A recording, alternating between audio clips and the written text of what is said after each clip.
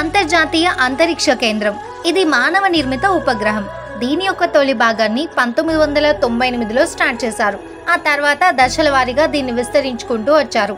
భూమికి సగటున 400 కిలోమీటర్ల ఎత్తులో ఉన్న దిగువ కక్షలో ఈ ఉపగ్రహం భూమి చుట్టూ పరిభ్రమిస్తుంది. ఈ ఉపగ్రహం రోజుకి 15.5 సార్లు భూమి చుట్టూ పరిభ్రమిస్తుంది. అంటే ఒకసారి దీనికి భూమి చుట్టూ తిరగడానికి పట్టే సమయం 93 నిమిషాలు. అమెరికా, రష్యా, జపాన్, ఐరోపా, కెనడా దేశాలు సంయుక్తంగా దీన్ని నిర్వహిస్తుంటాయి. చాలా మంది సైంటిస్టులు అక్కడికి వెళ్ళి చాలా పరిశోధనలు చేస్తుంటారు. దీని యొక్క జీవితకాలం 2030 వరకు ఉంది. అంటే ఆ తర్వాత దీన్ని తొలగించాల్సి ఉంటుంది. ఈ తొలగించే ప్రక్రియకు సంబంధించి నాసా ఎలన్ మస్క్ కి సంబంధించిన స్పేస్ ఎక్స్ తో $843 మిలియన్, అంటే మన కరెన్సీ ప్రకారం 7,000 కోట్ల రూపాయలకి ఒప్పందం కుదుర్చుకుంది. ఈ కేంద్రం 72 మీటర్ల పొడవు, 108 మీటర్ల వెడల్పు, 20 మీటర్ల ఎత్తు ఉంటుంది. ఇందులో మొత్తం 5 పడక గదులున్నాయి. ఇప్పటివరకు 19 దేశాల వ్యోమగాములు, అంతరిక్ష పర్యాటకులు దీన్ని సందర్శించారు. దీనికోసమే స్పేస్ ఎక్స్ ప్రత్యేకంగా అభివృద్ధి చేస్తున్న US డీఆర్బిట్ వెహికల్ ని ఉపయోగించి ఈ ఉపగ్రహాన్ని భూ వాతావరణంలోకి తీసుకొస్తారు.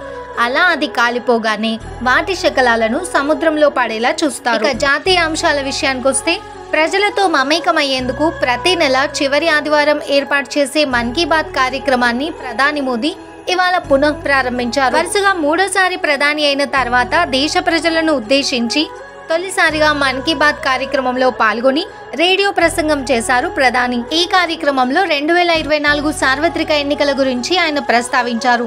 మరోసారి ప్రజలకు సేవ చేసుకునే అవకాశం కల్పించినందుకు కృతజ్ఞతలు తెలిపారు. ఈ సందర్భంగానే ఏక్ పేడ్ మా కే నామ్ పేరుతో తీసుకొచ్చిన కొత్త ప్రచారం గురించి ఆయన ప్రస్తావించారు. ప్రతి ఒక్కరు తమ తల్లి పేరుతో ఒక మొక్కని నాటాలని దేశ ప్రజలకి పిలుపునిచ్చారు. అలాగే నెక్స్ట్ మంత్ ఒలింపిక్స్ జరగనుండడంతో ఒలింపిక్స్ లో పాల్గొననున్న భారత అథ్లెట్లకు ఆయన ఆల్ ది బెస్ట్ చెప్పారు. మాజీ ఉపరాష్ట్రపతి వెంకయ్యనాయుడు గారి పుట్టినరోజు సందర్భంగా ఆయన జీవిత ప్రస్థానంపై రూపొందించిన 3 పుస్తకాలను ప్రధాని మోదీ వర్చువల్ గా విడుదల చేశారు.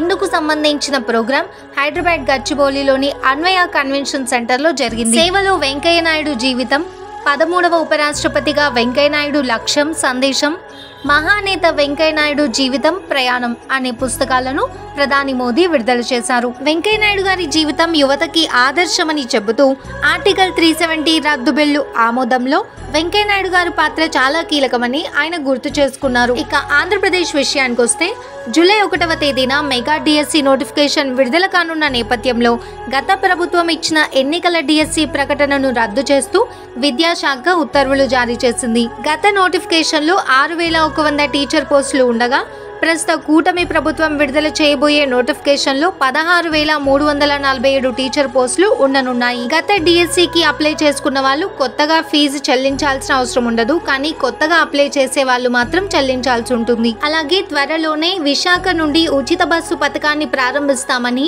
ఏపీ రవాణా శాఖ మంత్రి రామ్ ప్రసాద్ రెడ్డి గారు తెలిపారు. కాంగ్రెస్ సీనియర్ నేత డి శ్రీనివాస్ గారు మరణించిన సంగతి తెలిసిందే.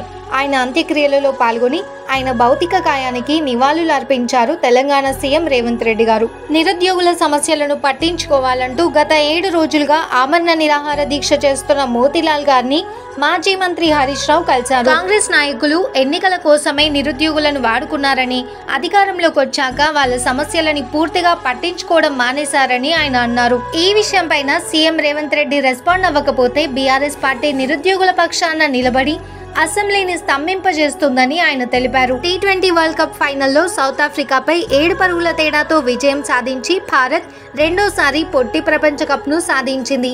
17 ఏళ్ల T20 వరల్డ్ కప్ చరిత్రలో భారత్తో పాటు వెస్టిండీస్ మరియు ఇంగ్లాండ్ దేశాలు మాత్రమే 2 సార్లు టైటిల్ ని సాధించాయి. ఇక వరల్డ్ కప్ విజయానంతరం తాము T20 ఫార్మాట్ నుండి రిటైర్ అవుతున్నట్లు రోహిత్ శర్మ, విరాట్ కోహ్లీతో పాటు జడేజాలు కూడా ప్రకటించారు. ఇక కల్కి సినిమా బాక్సాఫీస్ వద్ద కలెక్షన్ల వర్షం కురిపిస్తుంది. కల్కి సినిమా రిలీజ్ అయిన ఫస్ట్ డేనే 191 కోట్లు వసూలు చేసింది.